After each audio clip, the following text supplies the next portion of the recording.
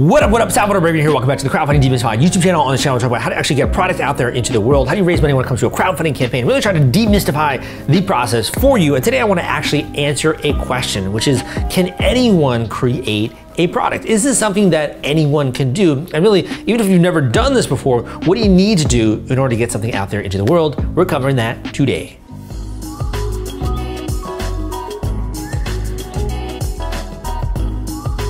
Okay, so why is this an important question? And again, my name is Salvador Braverman if you've never come to this channel before, and I put out videos like this on a regular basis. You can always check my archives when it comes to actually learning the tactics and strategy to actually get something out there into the world. I'll also link up some description down below, some links when it comes to actually getting started from a step-by-step process of creating a new product. But I really want to actually answer this question here today. So can anyone actually create a product? And actually, I think that this is one of the big things that's holding a lot of people back, is they feel like that if they've never done this before, if they aren't in a major centrally located place, whether that's New York City or Cali or you're in Miami, right, or you're in a really big metropolitan area, that you can't actually create a product or you can't get a campaign out there to the world. And this is something we want to address step by step, and we can kind of get into this a little bit in this video. So the way I'm going to structure this is we're actually going to identify what's holding you back, because the more we can do that and kind of break through those obstacles, we can actually get there to the promised land, which is having something out there that other people are using, that they're benefiting from, that we are actually building a business out of, right?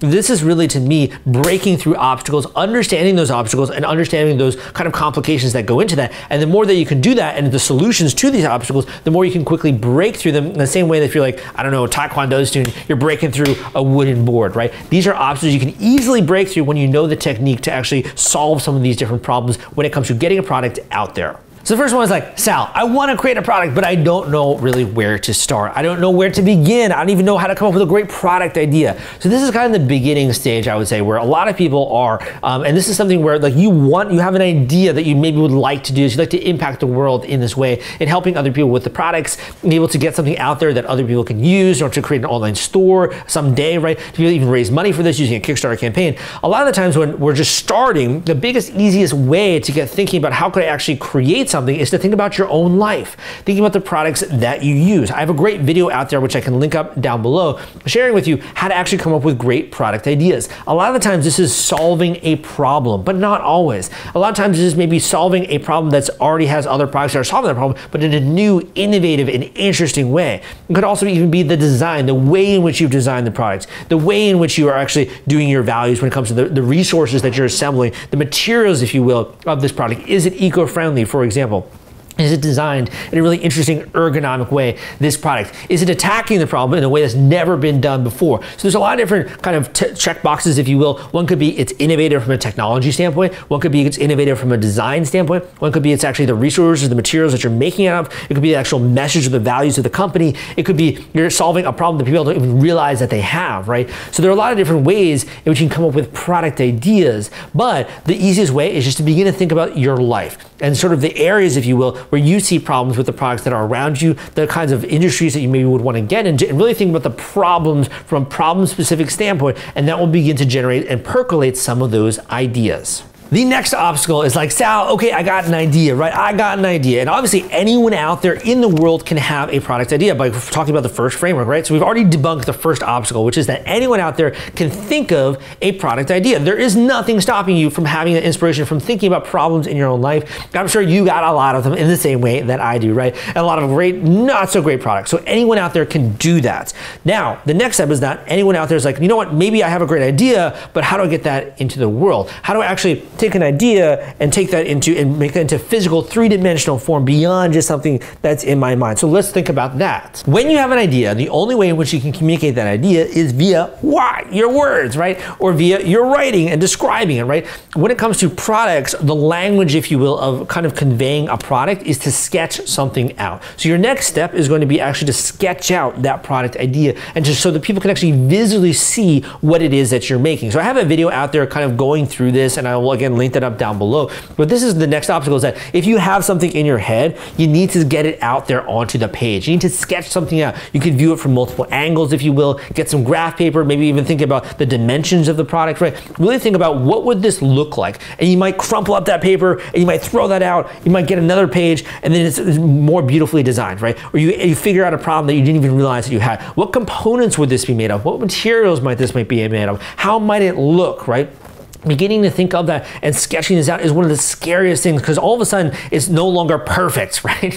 When it's in your head, it's perfect because like, oh, I understand how this is going to work and it's going to be great, and it's not coming in contact with the real world. Once it does begin to come into contact with a page, all of a sudden it's not perfect, and you need to brainstorm and think through solutions. And you want to think of this almost as the way in which people would read books back in the day. So I'm a writer. I've written 10 books. You know, the Kickstarter Launch Format is one of the books which I've written. I've educated on a lot of different subjects, even like subjects like how to start your podcast, etc. I'm a writer. I love writing. And one of the ways in which people used to read books back in the day is that books actually used to be treasures, right? Something to have a book in your home was treasured. It was actually a luxury. It was a sign of wealth, because it was so hard for people actually to copy and to write new books, because the printing press hadn't yet been invented. Once the printing press was invented, it was so easy to mass produce books, and then other methods of producing books came into the picture. It became easier and easier, and then everyone had books in their home, right? But back in the day, people used to have one book, maybe a couple, and they would just mull over this book. They would read it again and again and again.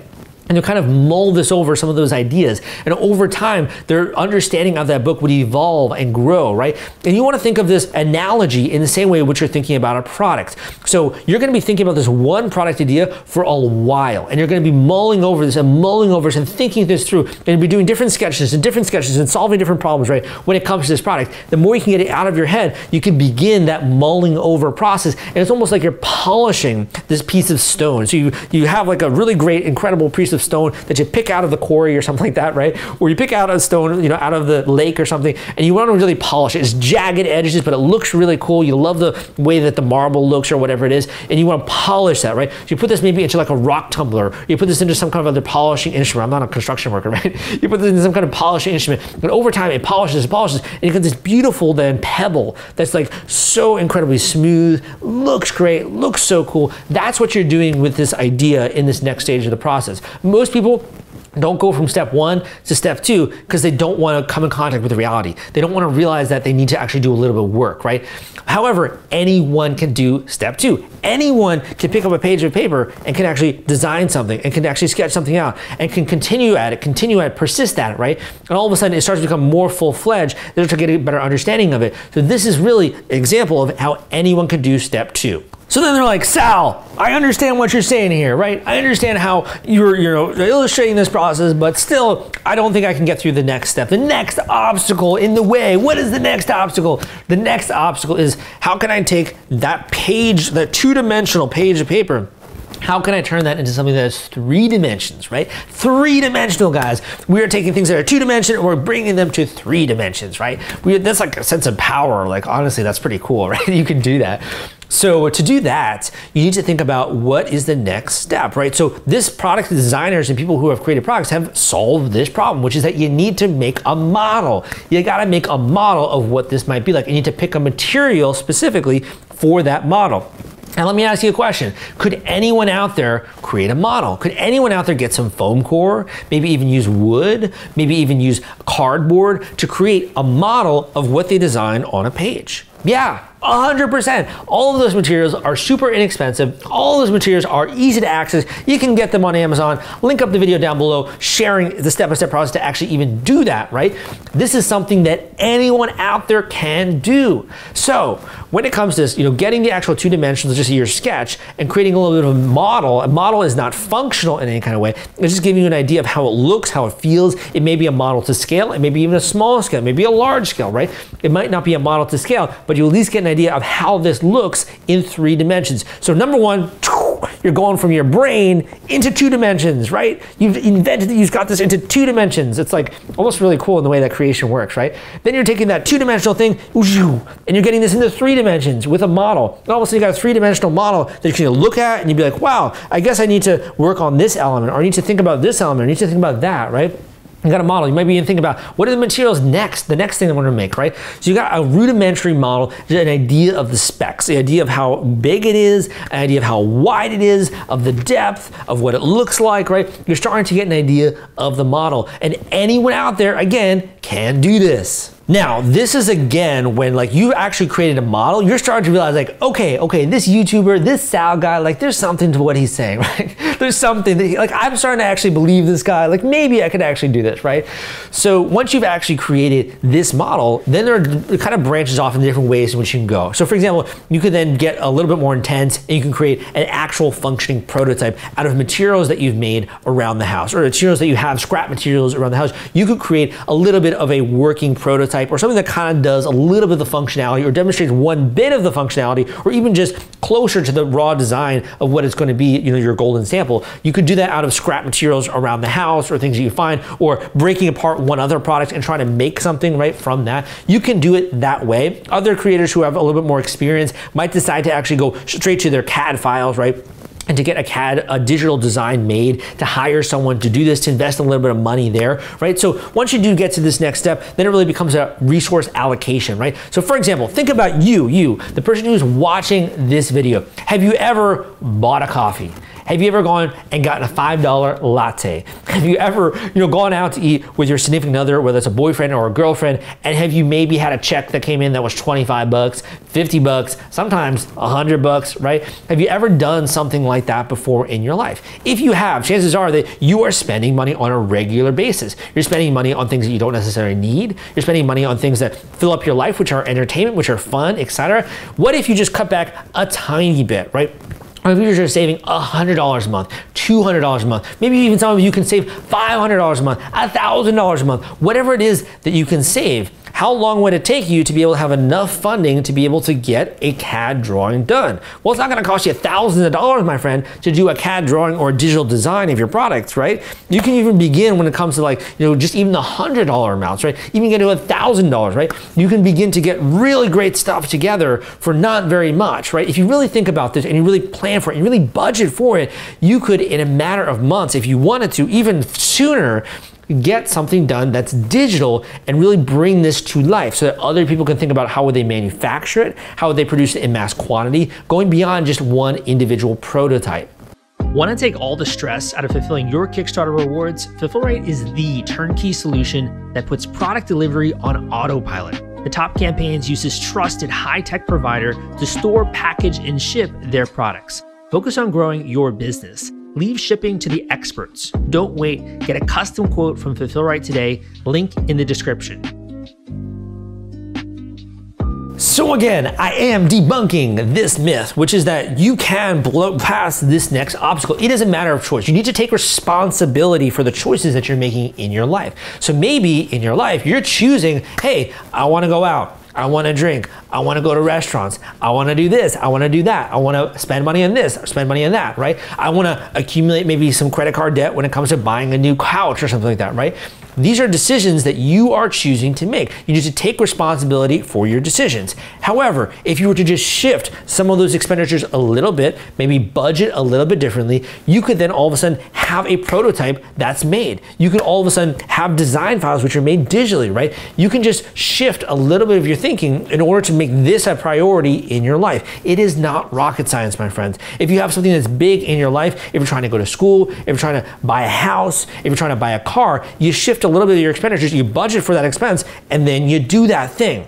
The cool thing about this is that you're starting a business. So actually all those expenses are write-offs. And I'm not a CPA, man. I'm not a lawyer. You got to talk to those people about this, but really it's also a write-off, right? Which is great. So, and you can even, if you want to have a credit card open in your company, right? So you can learn more about that. That goes beyond the scope of this channel. Obviously I'm talking more about marketing and creating products, etc. But this is something that anyone out there can do. Anyone out there can get to this next step. The point of this video was to share with you how these are just simple obstacles. These are problems that have solutions, okay? And in order to be successful in life, really I think you need to emulate strategies that work. In order to be successful and get to get results that you want in any area of your life, you have to emulate what works. You have to be a student of this craft. You have to be willing to absorb as much information, education as possible. You have to become a lifelong learner because I'm telling you, man, part of this is education and know-how. Part of this is motivation. And that's really what I specialize in when it comes to coaching. So I actually do one-on-one coaching with different students, people who do have product ideas, people who do have things that they're working on, and they want to help when it comes to getting to the next step in that process. So if you're interested in learning more and booking a one-on-one coaching call with me, go down below and you can book a one-on-one coaching call with me. But in addition, if you're not, you're like, Sal, I don't want to talk to you. I don't need your coaching, right? Go and check out the free videos that I got there showing you step-by-step how to actually do this, how to bring an idea into reality, how to make a product from nothing. This is something that anyone out there can do. There are solutions to these problems every step of the way. In the same way that once you learn a little bit of karate, you can actually break a board, right? In the same way, you can actually break through these obstacles that have been holding you back for years and years in many cases. And if you're like anyone else, right? You're an inventor, you're a creator, you're someone like me. I love to come up with new subjects, new products when it comes to my books, new ideas, new methods about thinking about things, right? New frameworks, new formulas. I love to do this as well, right? You're never gonna have a shortage of this, right? If you're one of those people, you probably have dozens of product ideas. And the sooner that you actually start taking action, understanding how to actually turn those ideas into real products, getting funding on Kickstarter, getting those products out there, right, to the masses and raising 6 or 7 figures with a campaign, then being able to manufacture that, the more you understand and commit yourself to learning this process, the more that you actually put in the work, right, to take the responsibility, the personal responsibility that I wanna get this done, right? Not only just for me, but for all the people out there that will benefit from my products and my ideas. The more you do this, the faster you're gonna see success. So if you're interested, go check out some of those videos. And in addition, book a one-on-one coaching call down with me down below if you do want a little bit of that step-by-step, that hand-holding that goes through this process. We can talk a little bit about that, as well as some of your ideas and your aspirations and your inspiration. Thank you so much for watching this YouTube video. Again, my name is Salvador Briggman. Give me a thumbs up if you like this video. Leave a comment down below if you want to show a little bit of love. And I hope that you check out some of my other videos on this channel.